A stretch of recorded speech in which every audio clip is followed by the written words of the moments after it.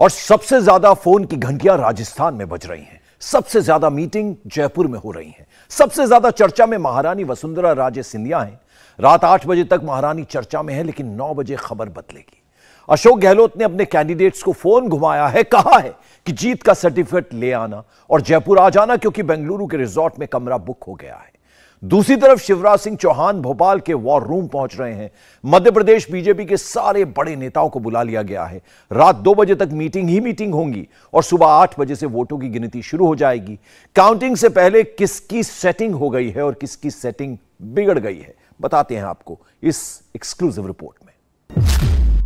धड़कनें बढ़ी हुई हैं,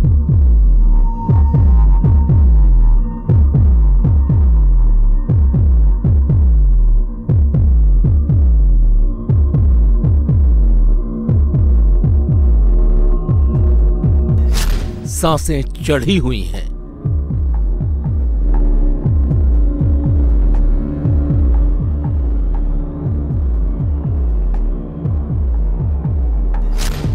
क्या मिलेगा भगवान का आशीर्वाद?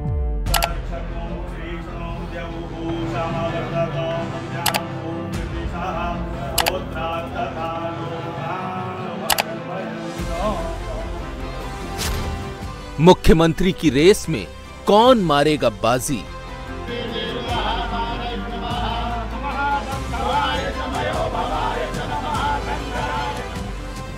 कल किसका होगा बेड़ा पार?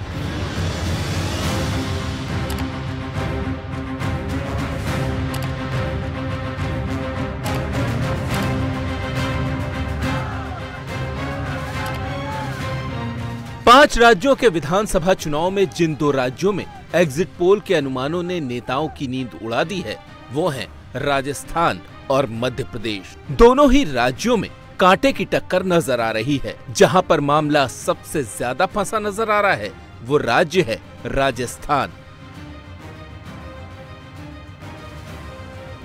अलग अलग एग्जिट पोल के अनुमानों को देखें तो 3 एग्जिट पोल्स में बीजेपी की सरकार बनती नजर आ रही है, जबकि 3 में कांग्रेस को एज मिलता दिख रहा है।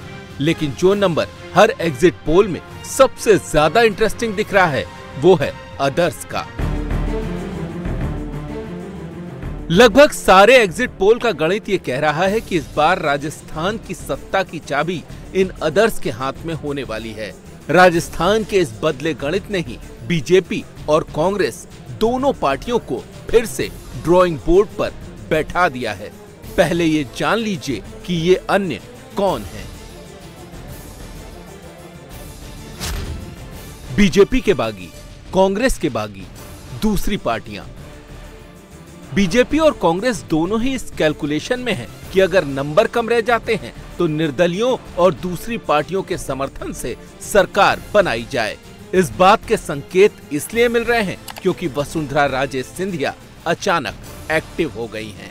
राजस्थान में इस बार बीजेपी ने वसुंधरा को चेहरा नहीं बनाया था, वो प्रचार में भी ज्यादा नजर नहीं आई। माना जा रहा था कि अगर बीजेपी जीती तो इस बार किसी नए चेहरे को मुख्यमंत्री बनाया जाएगा। लेकिन राजस्थान में बीजेपी के गणित बिगड़ने के कयास लगे तो वहां से वसुंधरा राजे की केमिस्ट्री शुरू हो गई। पहले इस केमिस्ट्री को समझ लीजिए। बीजेपी के ज्यादातर बागी वसुंधरा समर्थक, नंबर कम पड़े तो वसुंधरा के नाम पर समर्थन देंगे बागी। राजस्थान की 5 दर्जन सीटों पर बागियों ने अपनी पार्टी उम्मीदवारों की हालत खराब कर रखी थी। बीजेपी के 32 बागी नेता और कांग्रेस के 22 बागी नेता इस बार मैदान में थे, जिनमें से कई के जीतने की उम्मीद भी है। ऐसे में पूर्व मुख्यमंत्री वसुंधरा राजे का गेम प्लान इन निर्दलियों को लेकर ही है। इसकी पहली झलक तब देखने को मिली जब वसुंधरा राजे ने सांचौर से पूर्व विधायक जीवाराम चौधरी को फोन कर जन्मदिन की बधाई दी। Good morning ma'am.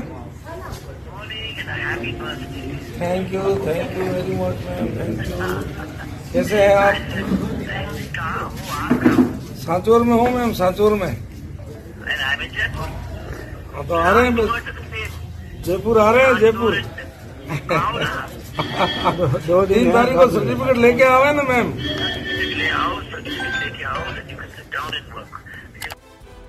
तो क्या वसुंधरा को हाईकमान का ग्रीन सिग्नल मिल गया है? क्या वसुंधरा को बीजेपी ने फ्री हैंड दे दिया है? बहुमत नहीं मिला तो वसुंधरा बनेंगी सीएम, बहुमत मिला तो सीएम कोई नया चेहरा बनेगा। एग्जिट पोल का अनुमान आने के बाद राजस्थान में बड़ी हलचल के बाद ये तमाम सवाल उठ रहे हैं। सवाल ये भी है कि क्या वसुंधरा को आने वाले कल का अंदाजा था, इसीलिए वसुंधरा ने एक केमिस्ट्री आज नहीं तैयार की। दरअसल वसुंधरा समर्थकों के टिकट इस बार बीजेपी ने काटे थे, लेकिन वसुंधरा ने उनका साथ नहीं छोड़ा। वसुंधरा ने अपने समर्थक उम्मीदवारों के लिए चुनाव प्रचार तो किया, पर उन जगहों पर अपनी पार्टी उम्मीदवारों के लिए प्रचार करने नहीं गई जहां उनके समर्थक बागी मैदान में थे। वसुंधरा के समर्थकों की बात करें तो कैलाश मेघवाल कई बार मंत्री और सांसद रह चुके हैं। केंद्रीय मंत्री अर्जुन राम मेघवाल से विवाद के बाद पार्टी ने उन्हें निष्कासित कर दिया। कैलाश मेघवाल शाहपुरा से निर्दलीय मैदान में हैं। खंडेला से पूर्व मंत्री बंशीधर बाजिया, अनूपगढ़ से पूर्व विधायक शिमला बावरी, पुष्कर से अशोक सिंह रावत, सांचौर से जीवाराम चौधरी बीजेपी के बागी के तौर पर चुनाव मैदान में हैं। वहीं यूनुस खान वसुंधरा के सबसे करीबी माने जाते हैं। डीडवाना से इस बार टिकट नहीं मिला तो बागियों की लिस्ट में शामिल हो गए। वहीं चित्तौड़गढ़ सीट से मौजूदा विधायक चंद्रपाल सिंह भी टिकट न मिलने पर निर्दलीय ही किस्मत आजमा रहे हैं। बीजेपी ने कई सीटों पर मिसकैलकुलेशन किया। चित्तौड़गढ़ सीट इसका उदाहरण है। यहां पर चंद्रपाल सिंह की जगह भैरव सिंह शेखावत के दामाद नरपत सिंह राजवी को टिकट दिया गया ताकि वो मान जाए, क्योंकि उनकी सीट विद्याधर नगर पर पार्टी ने दिया कुमारी को टिकट दिया था।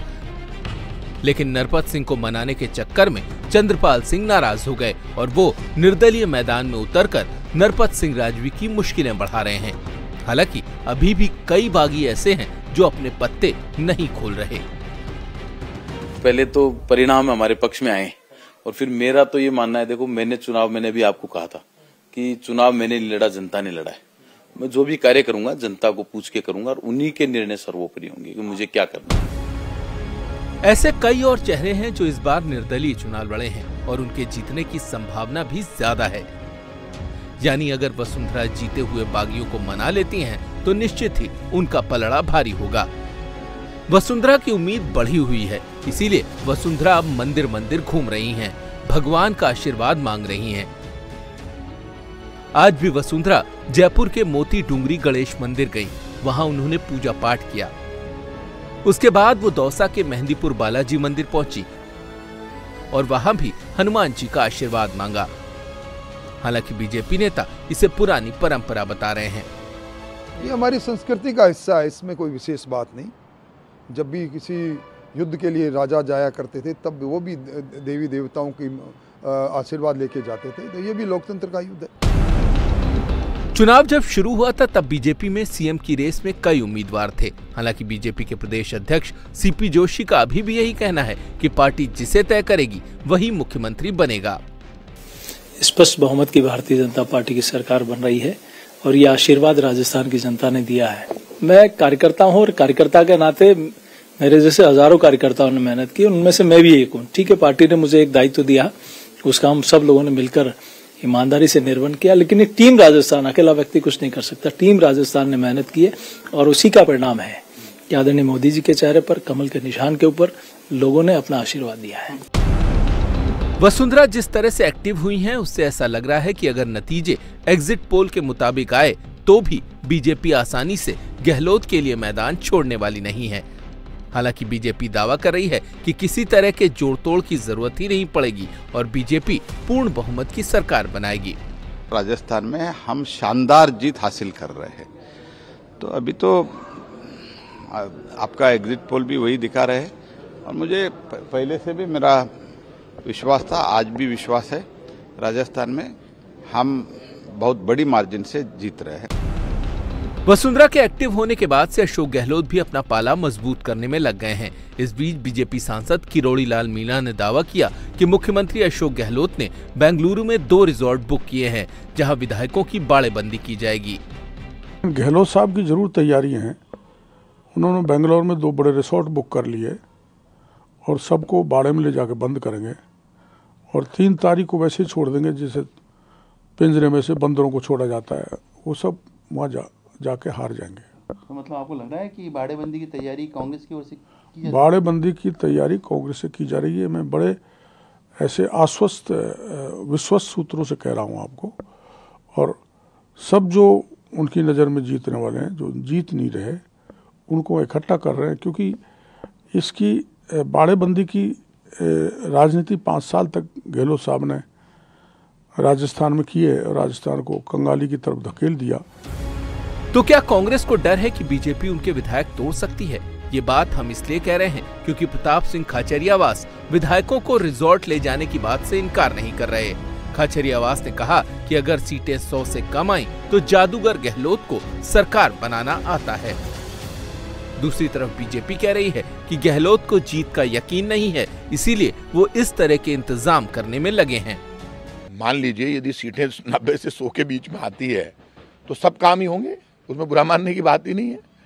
अभी हमारे कई सर्वे में हम 100 क्रॉस कर रहे हैं, यदि हम 100 क्रॉस कर जाएंगे तो हमें जरूरत ही नहीं है, लोग अपने आप आगे हमें समर्थन दे देंगे। तो ये काम तो मुख्यमंत्री अशोक गहलोत खिलाड़ी हैं, उसमें कोई दिक्कत ही नहीं है। उनको पता होगा। कल आप बताइए जो सर्वे आए हैं, बीजेपी कुछ सर्वे में आगे तो कुछ सर्वे में हम भी आगे हैं। राजस्थान में भारतीय जनता पार्टी चुनाव जीत रही है बहुत बड़े बहुमत से। कोई इसमें किंतु परंतु है ही नहीं जी।